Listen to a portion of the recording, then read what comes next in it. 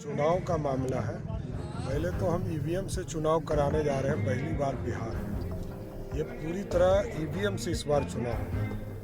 दूसरा है कि भारतीय जनता पार्टी ने तय किया है कि हम सहयोग करेंगे, जिला परिषद के उम्मीदवार में हमारा समर्थन होगा। ये पार्टी के तौर पर, सरकार के तौर पर स्पष्ट है कि सीधा हम ईवीएम से चुनाव कराएंगे।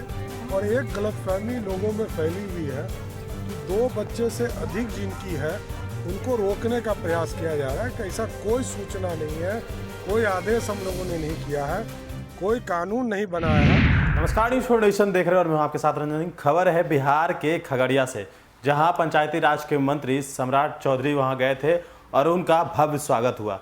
लेकिन आपको बता दें कि इस दौरान उन्होंने जमकर निशाना साधा है कांग्रेस पर। उन्होंने कहा कि अगर कांग्रेस किसानों के हितैषी होते तो आज 74 साल में किसानों की ये हालत नहीं होती। साथ ही साथ पंचायत चुनाव होने हैं और पंचायत चुनाव कर कई तरह के जो गाइडलाइन है वो जारी किए जा रहे हैं। और उन्होंने कहा कि इस बार ईवीएम से चुनाव होगा। हालांकि ईवीएम पर अभी जो अटकलें हैं वो साफ नहीं हुई है, लेकिन जल्द ही इस बात का जो निर्णय है वो ले लिया जाएगा। लेकिन चुनाव थोड़ा लेट से लेकिन होगा ईवीएम से ही। और इस चीज़ की जो तारीख है वो जल्द ही सभी जगह घोषित कर दी जाएगी। साथ ही साथ उन्होंने कहा कि यह एक अफवाह फैली जा रही थी कि 2 बच्चे जिनके होंगे उनको पंचायती चुनाव में नहीं खड़ा होना है, लेकिन यह सरासरी उस बात को उन्होंने काटा है। उन्होंने कहा है कि हमने ऐसी कोई गाइडलाइन नहीं जारी की है। 21 वर्ष के ऊपर जो भी लोग रहेंगे वो चुनाव लड़ेंगे। साथ ही साथ उन्होंने कहा कि जिला परिषद में जो लोग खड़े होंगे उसको हमारी पार्टी समर्थन करेगी। उन्होंने और क्या कुछ कहा है, आप वो सुनिए। कि जिस तरह नाला के कार्य को करते वक्त इस तरह की घटना घटी और लोगों को जिस तरह अपने प्राण देने पड़े, ये दुर्भाग्यपूर्ण है। हमने ये हाई लेवल एक कमेटी भी बनाई है कि इसकी पूरी जांच होगा और रिपोर्ट जो आता है उस पर कार्रवाई भी हम लोग करेंगे। क्योंकि किसके लापरवाही से हुआ है ये सारे रिपोर्ट हम लोग ले रहे हैं। वो विपक्ष का मामला है। विपक्ष के नेता को तो फुर्सत ही नहीं है कि बिहार के जन समस्या के लिए वो खड़े हो सके। आपने देखा होगा कोरोना का मामला हो या कोई आपदा हो, पटना में बाढ़ आया, तब भी विपक्ष के नेता कहीं उपलब्ध नहीं है। आज भी सिर्फ वो बोलकर हिट एंड रन करते हैं। हमारे मंत्री के भाई के खिलाफ FIR दर्ज सरकार ने कराया। यदि वो न्याय संगत होगा तो उनके खिलाफ कार्रवाई होगी, यदि वो निर्दोष होंगे तो उनको छोड़ दिया जाए।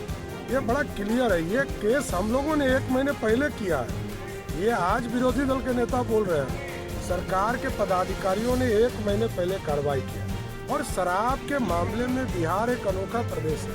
बगल के प्रदेश बंगाल हो, झारखंड हो, उत्तर प्रदेश हो, सभी जगह शराब बिकती है, लेकिन बिहार में पूरी तरह इसको बंदी करने का काम किया।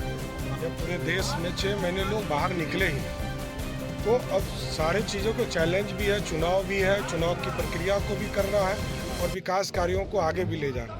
हम इसको पूरा करेंगे और अगले वित्तीय वर्ष में आपको अधिक दिखेगा कि खर्चा करने का गति भी तेज होगा।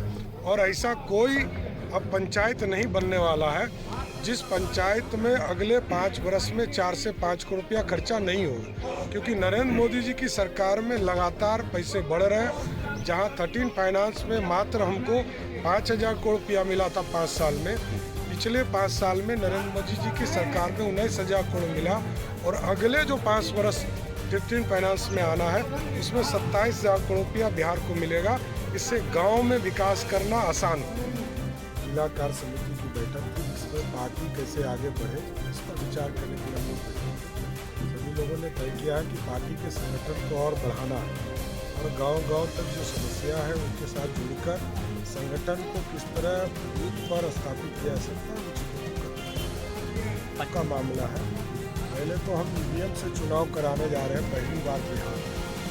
ये पूरी तरह ईवीएम से इस बार चुनाव। दूसरा है कि भारतीय जनता पार्टी ने तय किया है कि हम सहयोग करेंगे, जिला परिषद के उम्मीदवार में हमारा समर्थन है। ये पार्टी के तौर पर, सरकार के तौर पर स्पष्ट है कि सीधा हम ईवीएम से चुनाव कराएंगे। और एक गलतफहमी लोगों में फैली हुई है कि 2 बच्चे से अधिक जिनकी है उनको रोकने का प्रयास किया जा रहा है। कि ऐसा कोई सूचना नहीं है, कोई आदेश हम लोगों ने नहीं किया है, कोई कानून नहीं बनाया है। जो 21 वर्ष से अधिक जिनका उम्र है वो सभी चुनाव लड़ सकते हैं।